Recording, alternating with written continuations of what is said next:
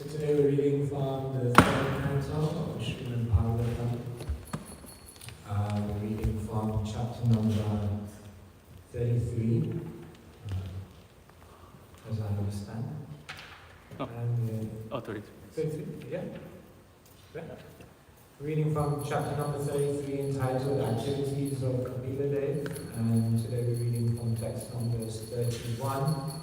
And we'll go all the way to 34 because there are no records. So I'll just do 31 to 33 myself, and then by that time, hopefully, go forward here. Tadvirashit punyatamam kshetram trailokya vishrutam namna shita padam yatra sasam siddhim upeyashi. The place where Devahuti achieved her perfection, my dear Vidura, is understood to be a most sacred spot. It is known all over the three worlds as Siddhabad.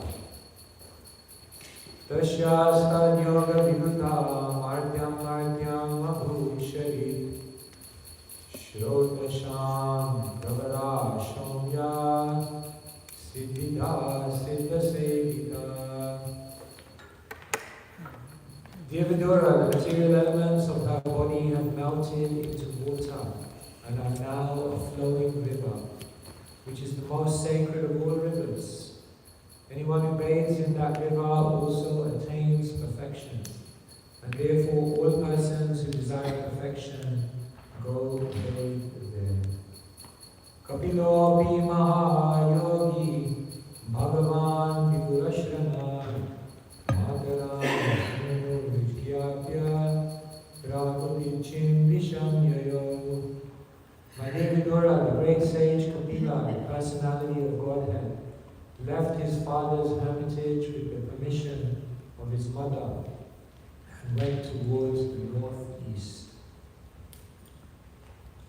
Okay, so then now we can do this one together. Siddha Charana Gandharve Siddha Charana Gandharve Munibhishchapsaro Gane Munibhishchapsaro Gane Stuyamana Samudrena Dattarhana Niketana Siddha Charana Gandharve Munibhishchapsaro Gane Stuyamana Samudrena Dattarhana Niketana Siddha Charana Gandharve Munibhishchapsaro Gane Stuyamana Samudrena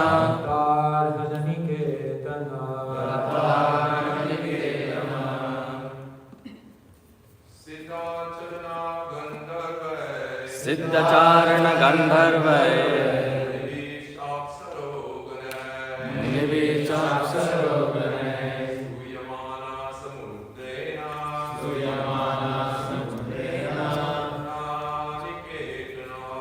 Dattarhana Niketana Siddha Charana Gandharve Munibhishchapsaro Gane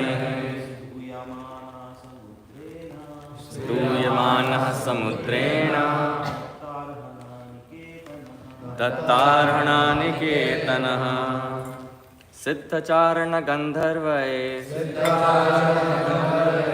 Munibhishchapsaro Gane Stuyamana Samudrena Dattarhana Niketana Siddha Charana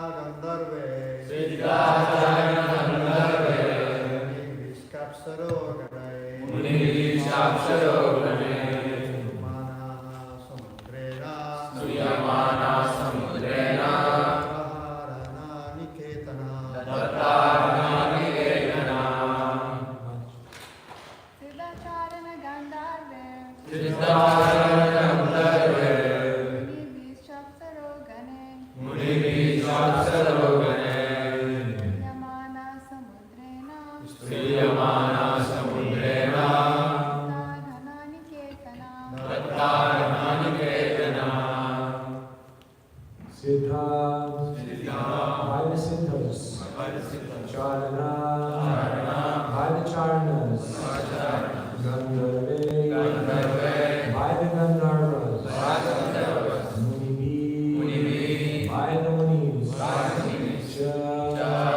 and Apsara by the Apsaras, damsels of the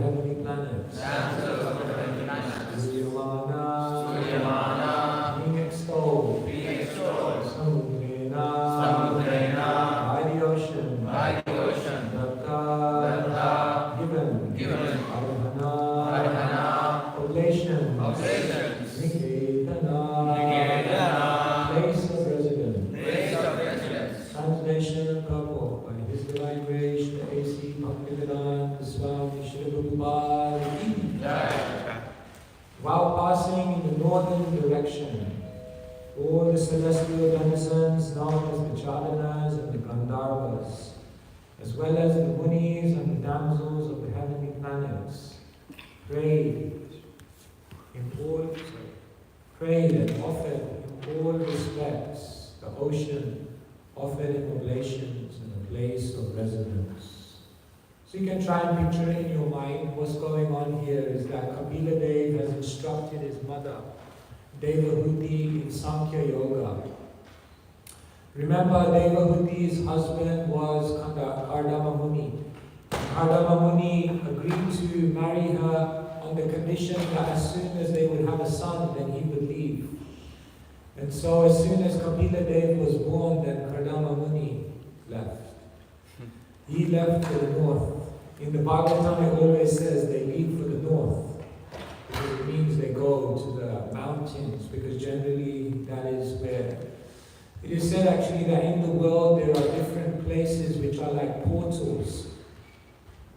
Understand the concept of a portal is that when you go to certain places, they are understood to be very, very powerful ways which connect you to the eternal world. This is where the word Tirtha comes from. Tirtha means a bridge. So why is a holy place called a bridge? Because it's the place through which you can bridge from the material to the spiritual reality.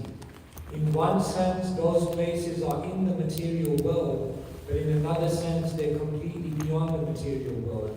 And therefore, a Tirtha is like a bridge, a portal, kind of entrance into eternity. So generally, they would go north. So Kardama Muni left, he went to the north.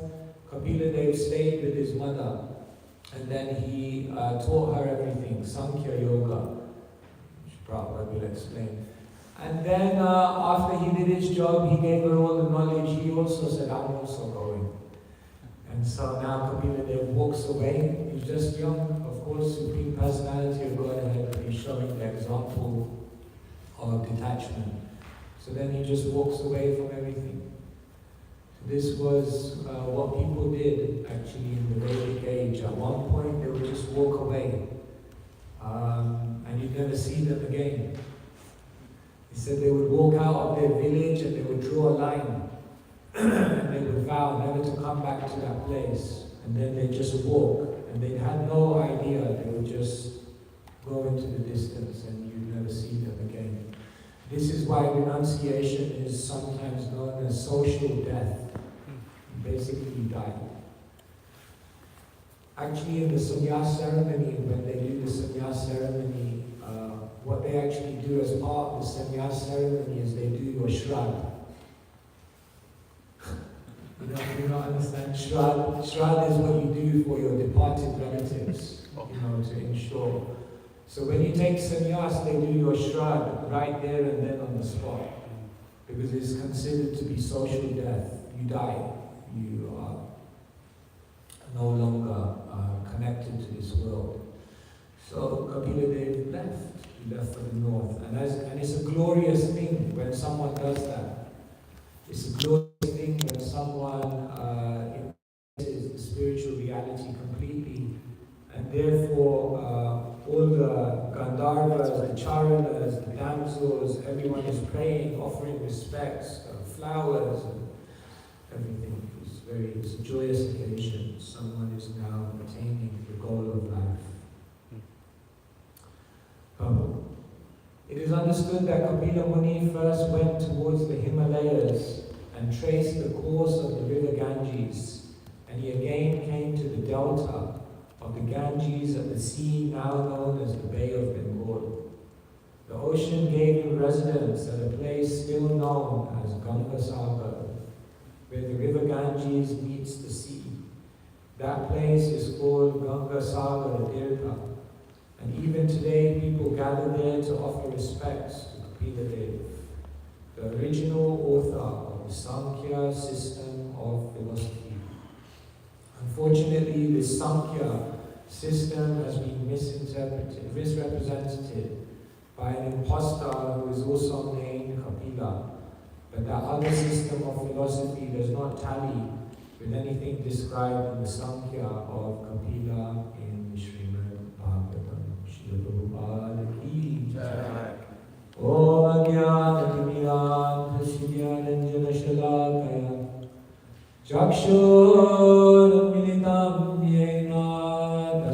Tasmai Shri Gurave Namaha.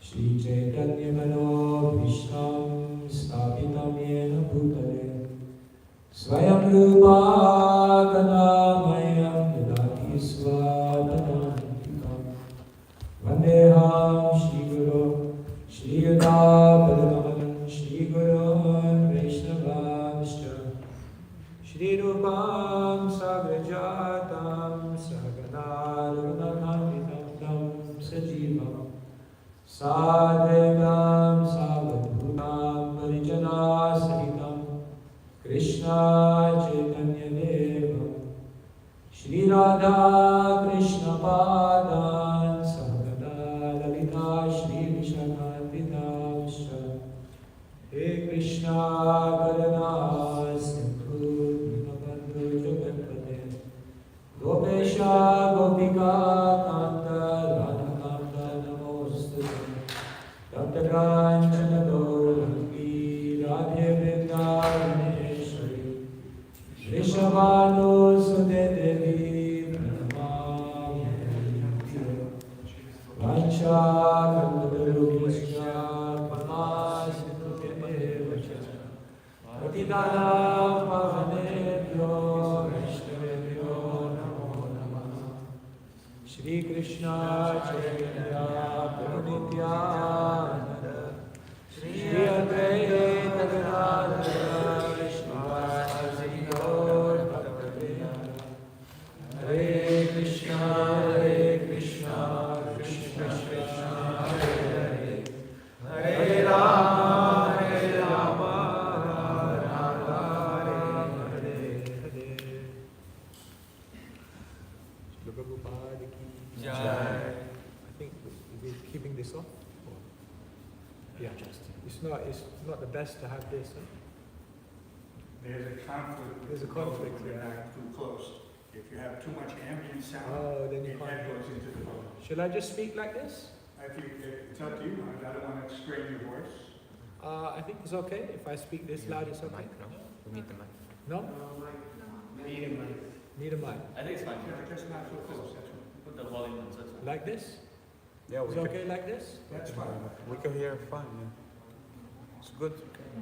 Yes, everyone at the back? Thank you.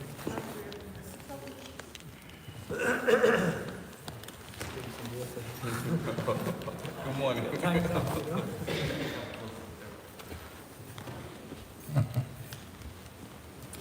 All right, so thank you everyone. With your permission, I'll try to share something as we conclude the third canto of the Bhagavatam.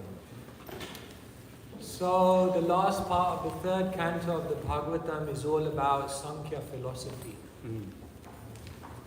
Sankhya is a very interesting word. Sankhya means to count. So for example, when Srinivasacharya is glorifying the Goswamis of Vrindavan, then he mentions Sankhya Purvaka Nama Gana Natibi Kala Vasani Krito. He says they were always measuring everything. But what were they measuring? They were measuring their sadhana, they were measuring their spiritual immersion, they were measuring the amount that they were dedicating their time and energy to connecting with the Supreme Lord. So this word Sankhya, it means to measure. So basically, you may be familiar, in philosophy, and in particular in Vedic philosophy, there is something called darshan. Darshan is connected to the word drishya. Drishya means to see. So darshan literally means vision. In this context, it means the way you see the world. In English, they basically call this your worldview. The word worldview that has become prominent in the English language is actually taken from the Sanskrit darshan. It means basically the way you see the world. And everyone has their own vision of the world. Many people can see the same thing, but they can conclude very, very different things depending on what their darshan is. And therefore they say we don't see the world as it is, we see the world as we are. So So darshan means the way you see the world. And basically, according to the Vedas, there are two broad types of darshan. One is called nashtik, and another one is called ashtik. These are the two broad darshans in the world today.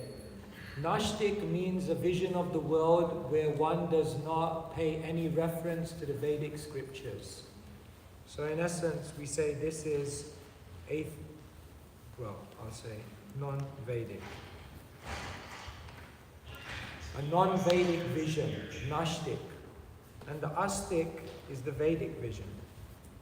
That vision which is drawn based on understanding of Vedic literature. So, can anyone think of Nashtik philosophies? Kapil, Sankhya. Yes, okay, so you had some there. Jainism, for example, Buddhism. Buddhism, these are all Nashtik philosophies. Another one that Srila Prabhupada talks about is Charvak Muni.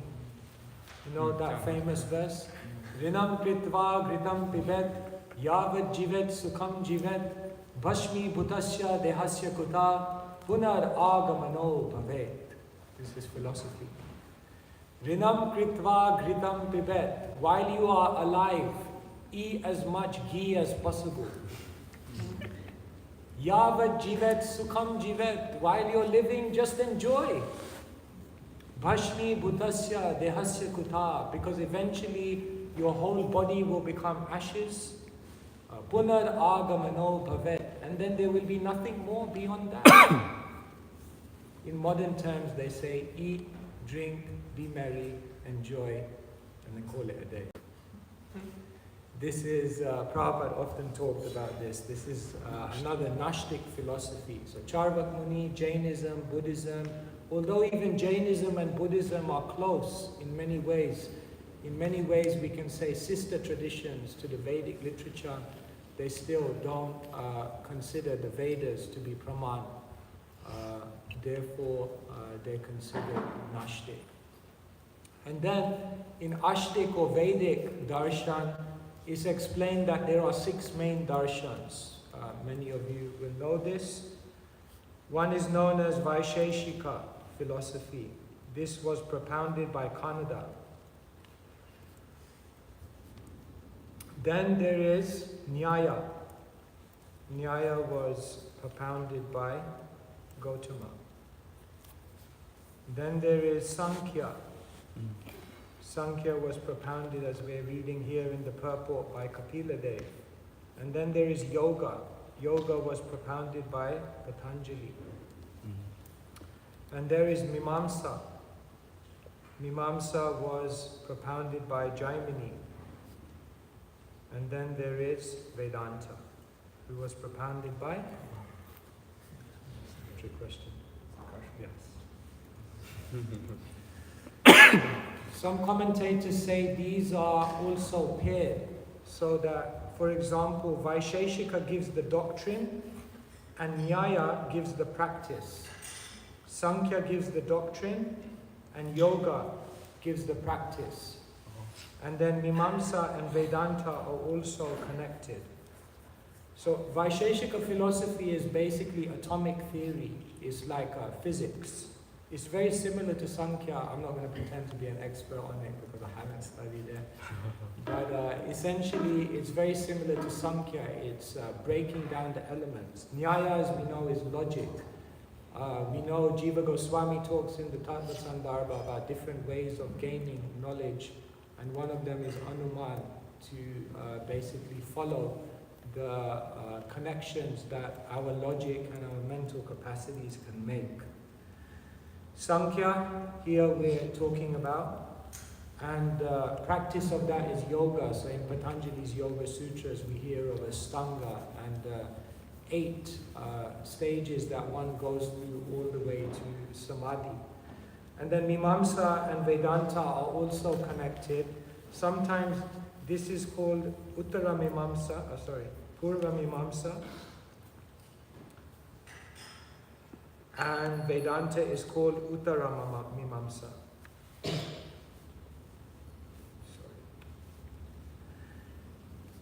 Purva Mimamsa means the earlier, and Uttara Mimamsa means the later, because what happens in Karma Mimamsa or Jaimini's philosophy is it very much deals with Karma Kanda and how to basically live a progressively happy material life. But Uttara Mimamsa or Vedanta is the later Mimamsa, and that deals with matters of ultimate concern, Brahman, what is beyond this world, moksha, and ultimately, as we know, prema. So, all of these philosophies are essentially meant to create a detachment within the living entity so that ultimately they can extricate themselves from this world and re-enter the eternal world. So this is basically what Sankhya does. What Sankhya does is it removes attraction by basically breaking something down. Like we've all heard the famous story of liquid beauty.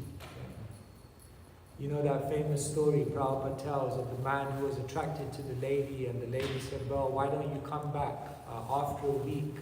And she in that week took many, many laxatives. And so she had all week everything had been passing through her body. 1 week later she was an emaciated person. And the person came and said, I want to meet her. Here I am. No, I want to meet her. Yeah, that's me. No, that can't be you. You are so beautiful. Oh, my beauty, that has been separated from me. Really? Can I have that bit? Yes. That's the beauty. So that is actually a graphic example of what Sankhya basically does. We're attracted to things, but then what Sankhya says is that, why are you so attracted to this? Break it down. Break it down into its ingredients and see what it really is. Like I could give you a cake and you'd be like, yeah. Or I could give you a bag of dough, some sugar, whatever else goes into a cake, and I could give it to you individually and say, same thing. And it would hold not an ounce of the attraction that the cake has. Because what you've done is you've basically broken it down. So this is very, very scientific. Someone who has this ability to be able to break everything down in the world, they can actually remove their attraction for the world like this. And that's basically what Sankhya does. And Sankhya, as given in the Bhāgavatam, as given by Kapila Muni, isn't just about detachment, but ultimately that detachment then should lead to the attachment of the Supreme Lord. So these are the different darshans, and it's basically said that Vedanta is considered the culmination of all the darshans. And when that Vedanta is commentated on by the very author of that same Vedanta, then it's Śrimad Bhāgavatam. And therefore, we hear Sarva Vedanta Saramhi Śrimad Bhāgavatam Ishale Tadrasamrita Triptasya Nanyadrashyadvati Kvachit. Sarva Vedanta Saramhi. If you want to understand what's the complete essence of Vedanta, Śrimad Bhāgavatam Ishale, this is contained within Bhāgavatam. And therefore, within Bhāgavatam, you will to some extent find all of these philosophies mentioned in some way, shape or form, but they're mentioned in such a way that they ultimately bring one to the ultimate goal of life, which is devotional service, prema pumartho mahan. Śrimad Bhāgavatam pramana mamalam prema pumartho mahan. And so here in this third canto, Kapila Dev is basically explaining this Sankhya system to Devahuti to engender within her a mood of detachment. Detachment is very, very interesting because sometimes in bhakti we say detachment is not an anga of bhakti. Detachment in and of itself is not included by Rupa Goswami as an anga of bhakti. However, detachment is still very much a part of the spiritual path. And therefore you'll find in the Bhagavatam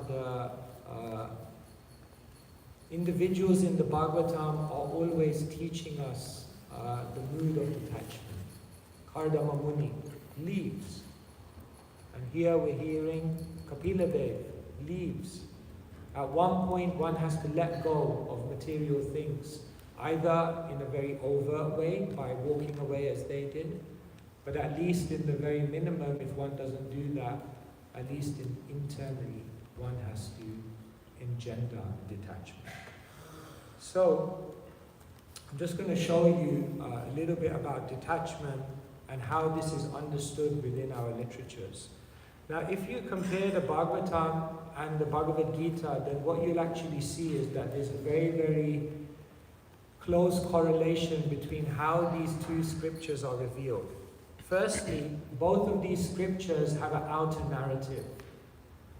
The outer narrative tells us about the events. So the beginning of the Bhagavatam tells us about how Parikshit got cursed, and the end of the Bhagavatam tells us about how Parikshit ultimately dies. The beginning of the Bhagavad Gita tells us about all the armies assembled on the battlefield, and the end of the Bhagavad Gita tells us that now Arjuna and Krishna, they all blow their conch shells and they're about to fight. So both literatures, the outer narrative teaches us about events. But both scriptures, the inner narrative, teaches us about philosophy. Because the inner narrative of the Bhagavatam is the narrative between Sukadeva and Parikshit. And the inner narrative of the Bhagavad Gita is the conversation between Krishna and Arjuna. Both scriptures, the Bhagavatam and the Bhagavad Gita, have a preface. So for example, chapter 1 of the Bhagavad Gita is just a preface. There's no actual, in one sense, philosophy there. There's no philosophical exchange. It's just the events which are leading up to the philosophical exchange. And in the same way, Canto 1 of the Bhagavatam is considered a preface because the conversation between Sukadeva Goswami and Maharaj Parikshit doesn't actually begin until the second canto. It's very interesting. When you look at these scriptures, they're actually very, very similar in their methodology. Both scriptures are based on a question. The question of the Bhagavad Gita is given in 2.7, where Arjuna says, Dharma Shamuda, I'm confused about my duty. Now Shishyasteham, I'm your disciple. Can you tell me what is my duty? And if you look at the Bhagavatam, it's the same thing. The same question is asked by Parikshit. What is the duty of someone who's about to die? And what is the duty of all people in all situations? And based on the same question, the scripture is revealed.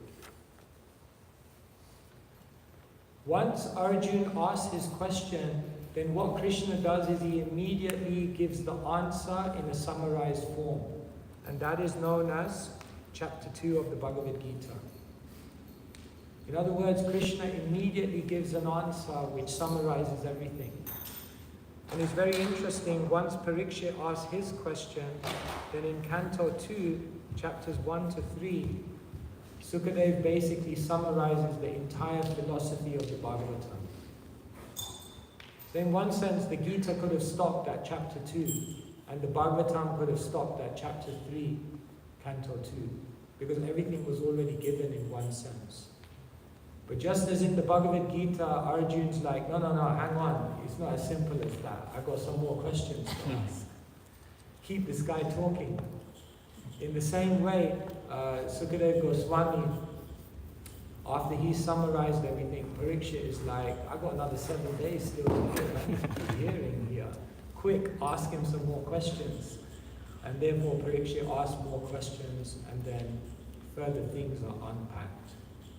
Very amazing. They're basically in structure very, very similar. The essence of the Bhagavad Gita is found right in the middle, isn't it? Chapters number 7 to 12, and specifically chapter number 9. Right in the middle is the essence. And the interesting thing is that in the Bhagavatam, the essence is also right in the middle. Some will say, no, it's not. It's in Canto 10. That's not in the middle. But actually it is. Because the Bhagavatam is about 335 chapters long, and the 10th canto is 90 chapters long. That means the 10th canto comprises about 35% of the Bhagavatam, and if you add the 11th and 12th cantos, then that comes to 50%. So that means that Parikshit was probably hearing the 10th canto of the Bhagavatam 3.5 days into the conversation, right in the middle, just like the Bhagavad Gita, because the essence is always in the middle. And interestingly, once the essence is given, what's the final wisdom that Krishna gives in the Bhagavad Gita? Chapters number 13 to 18, which are basically Jnana Yoga and all about detachment. And what's the final knowledge that's given in the Bhagavatam after the 10th canto? Cantos number 11 and 12, which basically are all about detachment. Because in the 11th canto, what's happening? Uddhav is being trained by Krishna to ultimately detach himself from this world. So the whole Uddhav Gita is spoken by Krishna to inspire him to basically leave everything behind and go to Bhadrakashram. And the 12th canto of the Bhagavatam is all about how Kali Yuga is going to come and it engenders a sense of detachment within us. So the final wisdom that's given is detachment.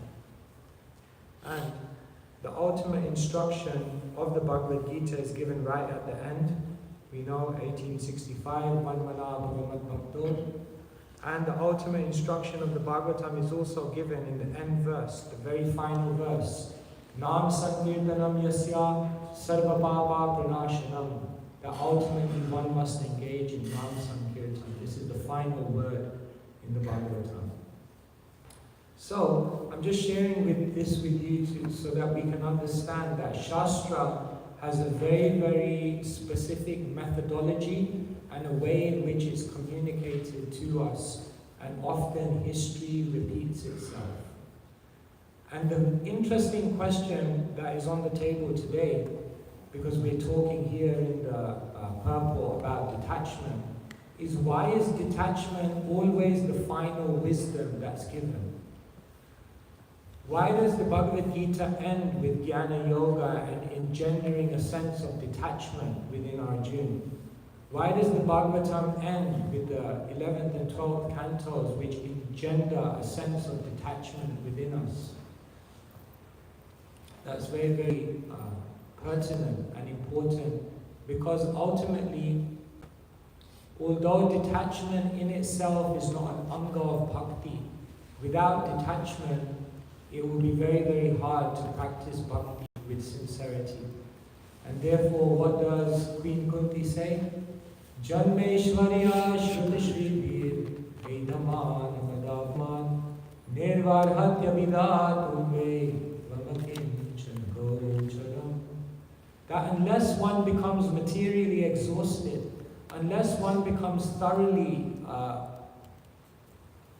loses all hope in trying to find happiness in the material world, unless one actually becomes a kinchana. Kinchana means something, and a kinchana means someone who literally has nothing more to search for. Unless one becomes like that, Kunti Devi says one cannot approach the Lord with a sincere heart.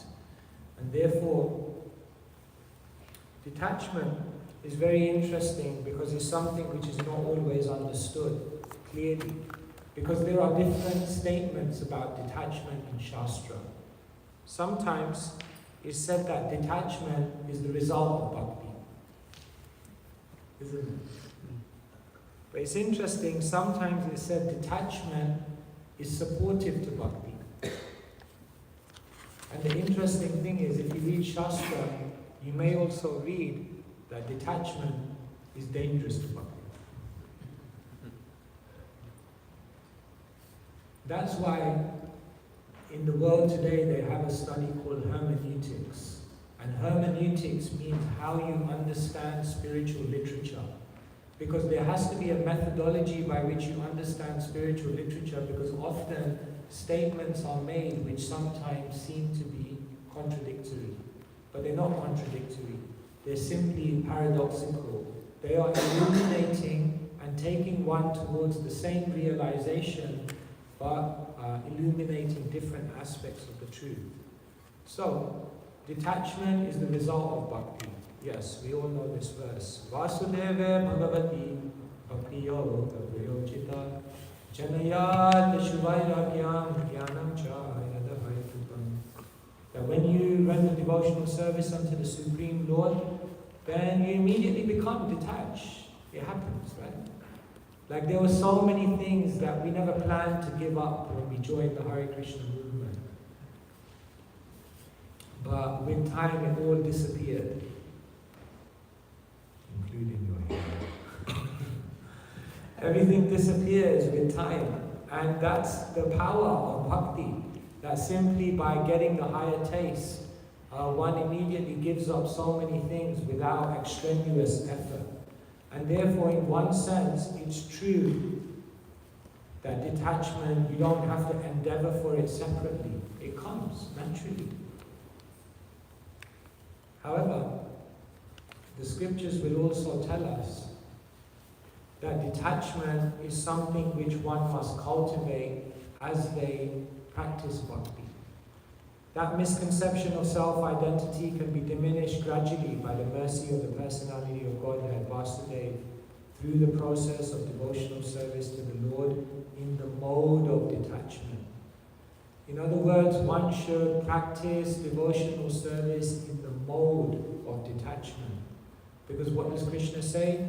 Bhogeshwarya prashatnanam dayapar chaitasam vyavasayarnika buddhi samadona vidiyate. If one is attached to bhoga, to enjoyment, if one is attached to aishwarya, opulence, the resolute determination for devotional service will not take place. And therefore, devotional service must be practiced with a mood of detachment, with a cultivation of detachment. That's why even when we make any commitment in spiritual life, there's a certain detachment. Even when we say 4 eggs, that's a detachment that you are engendering, even though it hasn't spontaneously come in the heart. And so detachment is also supportive of bhakti. But the interesting thing is, it's also mentioned in scripture that detachment can also be dangerous to bhakti. Yadrichaya madkatalo jata shraddhastya puman na nirvinao nadi shakto bhakti yogasya siddhada. In this verse is explained that one can practice devotional service very, very powerfully if they are neither too much attached and at the same time neither too much detached. Too much detachment, ati shakto, ati ashakti. Ati means like excessive, and ashakti means attachment. And so if one is excessively detached, that is also dangerous to bhakti. So in one sense, detachment comes. In another sense, you have to cultivate detachment. And the third thing that Shastra says is you have to be careful not to become excessively detached. Because what that does is that develops a hard heart.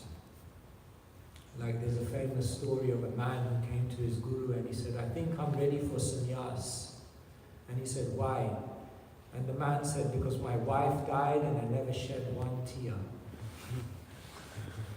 And his guru looked at him and said, go back and get married again. Because if you have such a hard heart that you can't even show any love or affection in the relationships of this world, how you will cry for Krishna? And if you can't cry for Krishna, how you will maintain your renunciation? Not possible. Therefore, if one becomes overly detached in an excessive way that makes one hard-hearted, that will also impede one's devotional service. So here we're reading the Bhagavatam and we're reading about how Kapila Dev just leads. He detaches himself. His philosophy is all about detachment.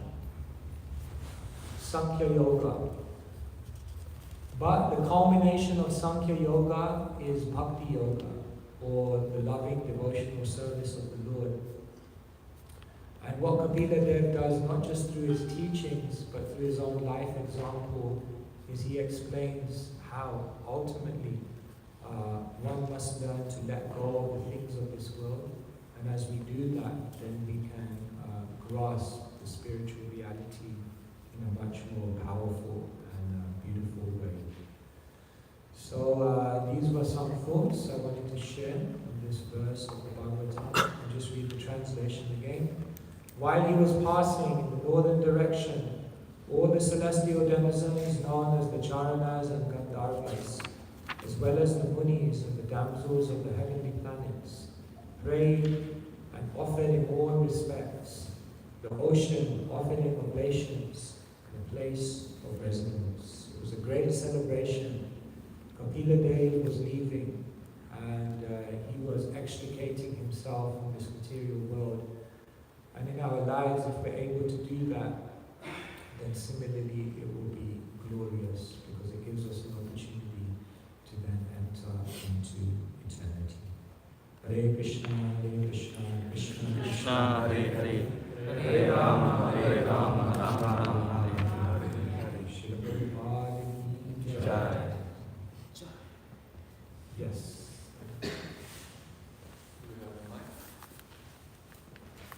Orange, can you take one of the mics out from Take this? one of Yeah, that one. This one? Yeah.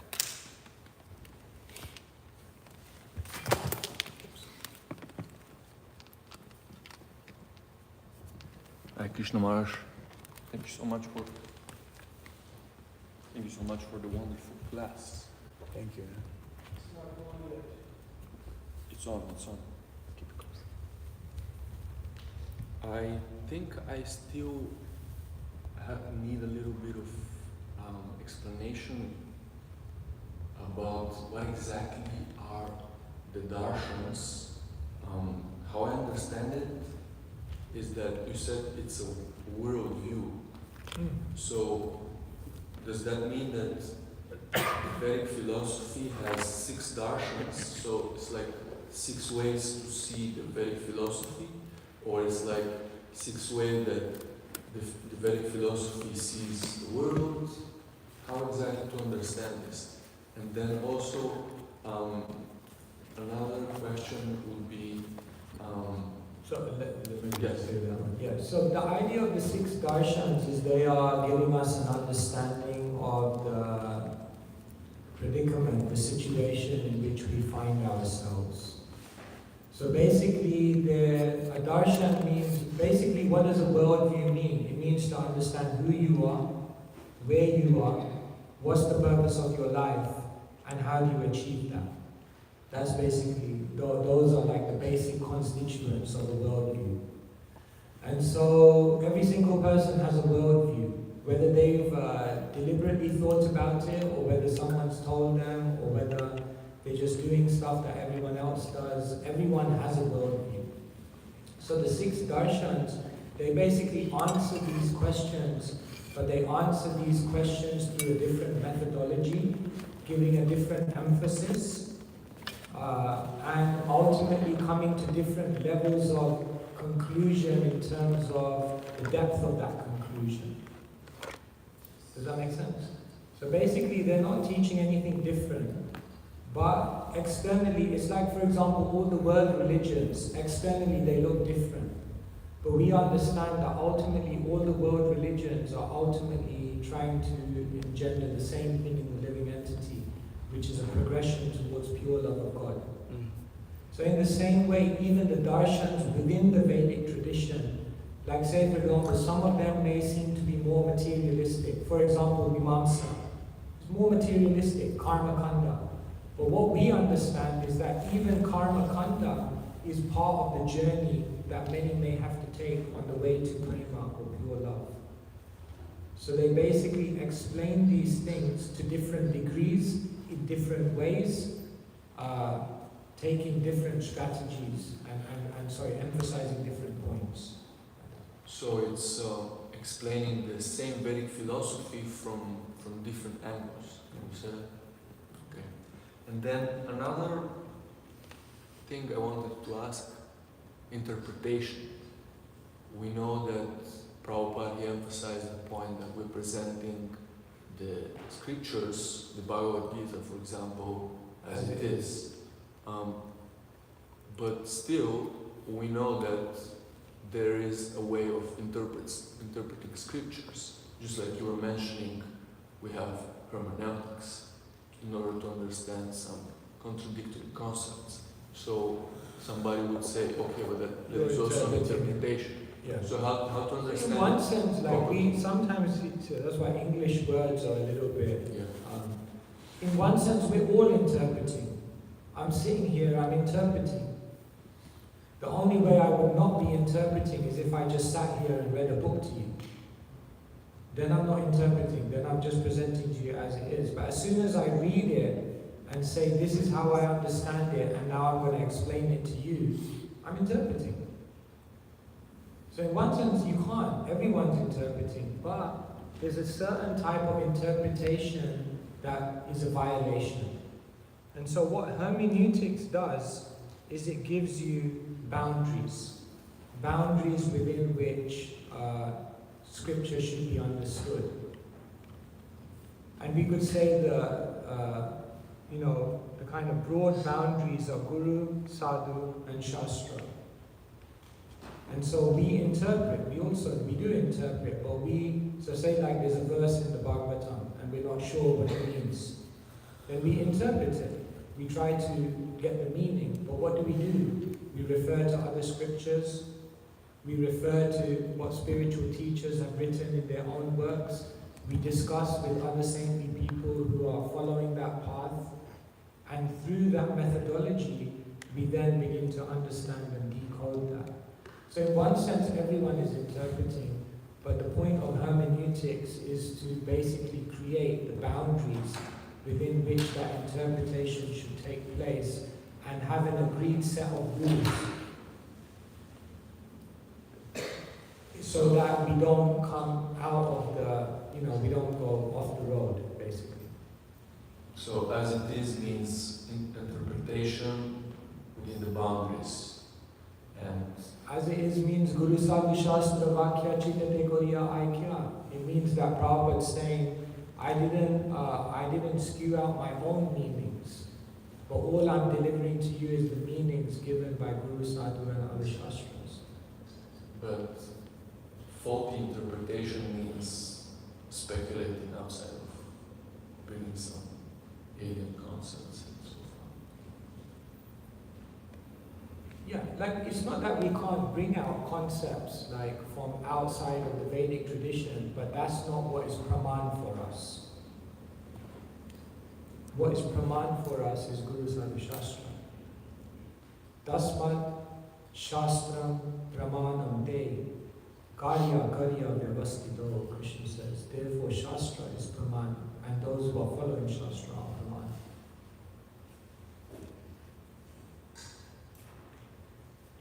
Is that good? Alright. I think.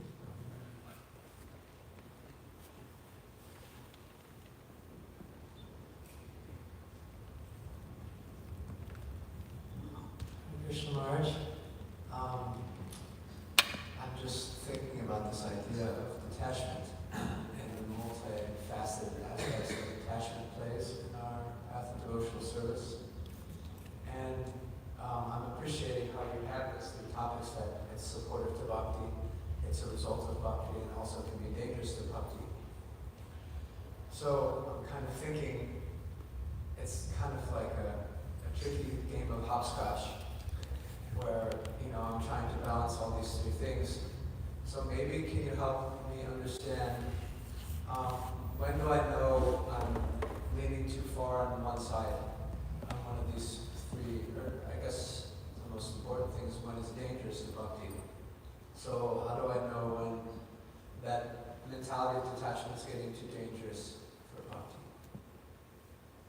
Thank you so much. So how do we know when detachment is becoming dangerous to bhakti? So there's a beautiful verse that Kapila Dev mentions in the third canto. Nehaya karma dharmaya nave Virakaya Kalpate Udirtapad Sevayai Jivanapi Mrido Visaha. Very beautiful verse. He says, all of one's karma should lead one to dharma. He says, all of one's dharma should lead one to vairagya. And he says, all of one's vairagya should lead one to tirthapada seva. In other words, he says, if your karma doesn't lead you to dharma, if your dharma doesn't lead to vairagya, if your vairagya doesn't lead to seva, jivanapi mrito hisaha, even though you look like a living person, you're basically dead. In other words, you miss the point. So there's no point in being detached if that detachment doesn't lead you to a greater dedication to Krishna's service. So the moment our detachment detracts us from giving ourselves in loving devotional service to the Lord, it's useless. Therefore, for example, like if someone, what is fasting? Fasting means upavas. Upavas is an interesting word. Vas means to reside, and upavas means to reside closely. So the whole point of fasting is that you're supposed to, on that day, reside very closely to the Supreme Lord. In other words, engage yourself in hearing and chanting. But if one engenders a type of detachment on that day, whereby they become so bewildered that they can't do any service or they can't do any engagement, then that type of detachment is dangerous to bhakti, because that vairagya hasn't led to seva. So more important than detachment, that's why detachment isn't in and of itself an anga of bhakti. Because someone may think they're advanced because they're detached, and it has no bearing on how much bhakti they have. However, if your detachment allows you to give yourself fully to the Supreme Lord, then that vairagya has led to tirthapada seva, and therefore is very good. Therefore, the ultimate measure of everything is how much service are we doing and how deep are we doing it from our heart. That should be the measure of everything. And therefore, to be a sannyasi or to be a grihastha, all of this is, in one sense, is secondary. They're secondary vows. Grihe tako, vane tako, sada hani bole tako. The real question we need to ask ourselves is, how can I do the most service for Krishna? And then we accept whatever is favorable for that.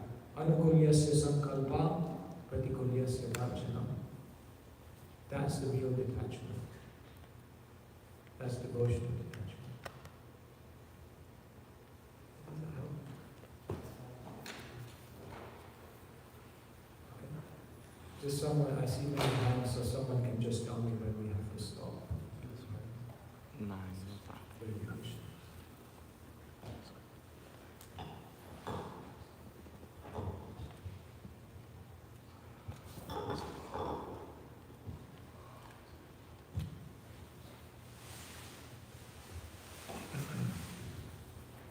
Or you can say it and then I can.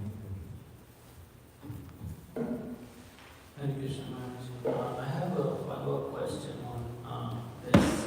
So, sometimes in order to conduct our dharma, we sometimes superimpose vairagya, maybe because others are doing it or just because it is seen as, okay, you're a better devotee if you are doing certain vairagya. So, is that favorable? Because in this aspect, it is easy to just become hard-hearted and think everything from the head rather than being in the heart.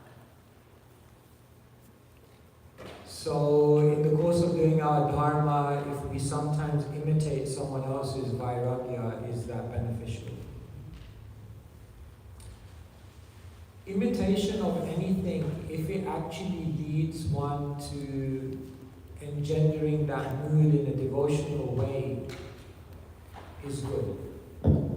But if imitation causes one to then just kind of have a false sense of advancement because they're doing something, or a kind of material sense of achievement because they've achieved, then it's not good. So the question to ask is like imitation in and of itself is not bad. Like sometimes we say fake it till you make it. Right? But then I add footnotes to that. Footnote number 1, don't fake it so much that you think you've made it. Footnote number 2, don't fake it to convince other people that you've made it. And footnote number 3, don't fake it without a deep desire and sincere desire to make it. If you follow those 3, then fake it to make it works. So we can't fake it, we can't imitate as long as it's done with a certain sincerity and with a certain orientation which actually engenders a more devotional mood within our heart. But if we just imitate someone and think, I'm okay, now I'm doing what they do, I'm already a rock, no, you're missing the point. Does that?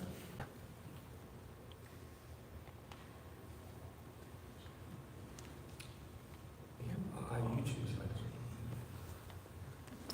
Thank you, thank you so much for the class. So we were talking about spontaneous detachment, and practicing detachment. At least I often find that it's easier to practice detachment from gross things, like external things, but then the attachments in the mind, conceptions of life becomes very difficult to detach from, and trying to practice it sometimes feels unnatural as well. So I know that's a bad conception or not a Vaishnav cultural perspective of life, but then it's difficult to detach from that because I'm so used to doing what I do for the past however many years. So how do we take those steps of what's the right approach to then cultivate that practice? Yeah, naturally the type of detachment that we can engender while we're still in the conditioned state is generally an external type of detachment. You can't force yourself to feel a certain way. And therefore they say it's easier to act yourself into a new way of thinking than think yourself into a new way of acting.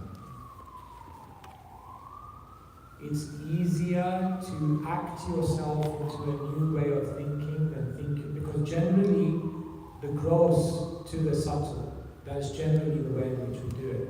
But that doesn't mean we ignore the subtle. So like, say for example, I don't know, you want to become detached from being envious. Like, what are you going to do? Like, we can't just sit there and say, now in my mind, I will be detached from envy. Like, it's just not going to happen, right? But what we can do is we can understand, I have envy. We can understand that I don't want to have this. And the way we become detached by it is we begin to do the opposite. We're encouraging, we're empowering, we appreciate. And we basically do the opposite of that thing that we're trying to overcome in a gross way, in a tangible way. And in that way, we deal with the subtle types of things that we want to let go of. Like that. Any of the languages?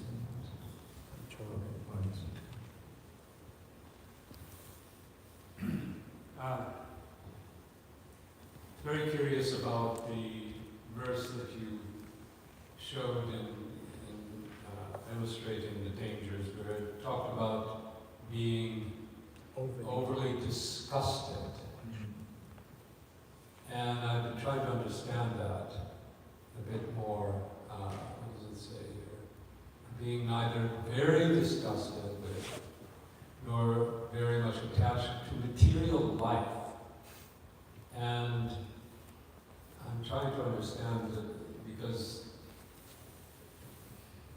what is very disgusted? I mean, was without some level of disgust with this material life, why would we pursue spiritual life? So when are we? When is it too much disgust? I mean, you have the example of whoever is spitting on the Yadavadi, Christian. So, and I was just thinking that maybe this is sort of a general the whole of material life, Yeah. as opposed to some individual aspects of it that are really disgusting. But if we become disgusted with everything in the material world, too much of it, then that just leads to a sort of despondency and Yeah. sort of a... So what does it mean to be too much disgusted? It is, there has to be a disgust for material life. It's explained when Bharat Maharaj walked away from the kingdom, then he left everything behind just as, sorry to say this just before breakfast. He left everything behind just as one leaves stool. I mean, it's disgusting. And he left it behind. So in a sense, that imagery is given that we should look at what Bhaktivedanta says, Saraswati Thakur said, the material world is like a lavatory. You do your business and you get out. It's no place for a gentleman. It's disgusting. But what does it mean to be too much disgusted? My understanding of that is, you see, like, what is more prominent in one's mind? Is it the disgust of the material world, or is it the attraction of the spiritual world? The problem is not in having disgust for the material world. The problem is when that disgust for the material world is the predominant meditation which trumps your attraction for Krishna. So the great devotees are disgusted with the material world, but their attraction to Krishna trumps that. And that becomes the more prominent thing in their mind. Like, for example, what's the difference between walking away from something and running away from something? They say running away from something means that you're still looking back at that thing. But walking away from something means you're focused on where you're going. In other words, are we running away from the material world? Or are we walking away from the material world because we're, as Prabhupada says, captivated by the beauty of Krishna? So, if the disgust for the material world becomes the prominent thing, then you might find it becomes devotionally debilitating. I guess that would be one measure. I was thinking in terms of Srila Prabhupada's life, how he lived, and he didn't mind having physical comforts when they were there. He never saw me just disgusted with everything material. I mean, there were certain things that he just didn't like, but he appreciated, and what we can see is that Krishna has provided, because material life is also Krishna's energy. It's it, and I was thinking that in respect of there's in my Sanskrit, Anashaktasya Vishayani Dharma Upayunjita Nirbandha Krishna Sambandhe. Nirbandha Krishna Sambandhe, Yukta Vairagya. That real Yukta Vairagya is when we see everything in connection with Krishna. So even our material life is seen in connection with Krishna. Then if we were to be disgusted with it, when it can be used for Krishna's service, that would be also a definition of being too much disgusted. Yeah. And Srila Prabhupada is a wonderful example. Like, for example, if you look at his poem, Vrindavan Bhajan, it's very interesting because, like, in the beginning of the poem, he's kind of like, I'm sitting alone in Vrindavan Dham. Krishna has taken away everything from me. He says, today Krishna has shown me the naked form of material nature. Where are all my family? Everything that's left is just a long list of names. And then Prabhupada says, this is misery. And then he says, but it gives me a laugh. I sit alone and I laugh. So in the sense of this. And then later on in that poem, Prabhupada begins to talk about the spiritual family and being with Krishna. And how, yes, all the relationships of this world are temporary, but we exist with Krishna. And then you see in other poems of Prabhupada where he talks about, writes, no, I can't remember how exactly Haryashvara was telling me yesterday. Prabhupada writes in that poem, today that remembrance came of you in a very beautiful way, because I seek you so much, and I can't remember the exact. So that deep remembrance, that deep longing, that deep desire to be with Krishna is also represented in Prabhupada's poem, as well as this, Yasyaham Urkrinami Harishe Dadhanam Shane Dadodhanam Gajantasya Svajanan Kudukitam.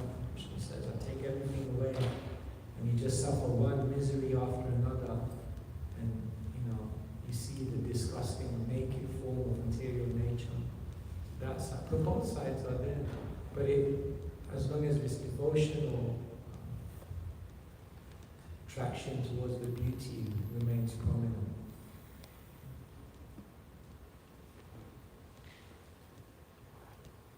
You can't hear? Okay, maybe that's sorry.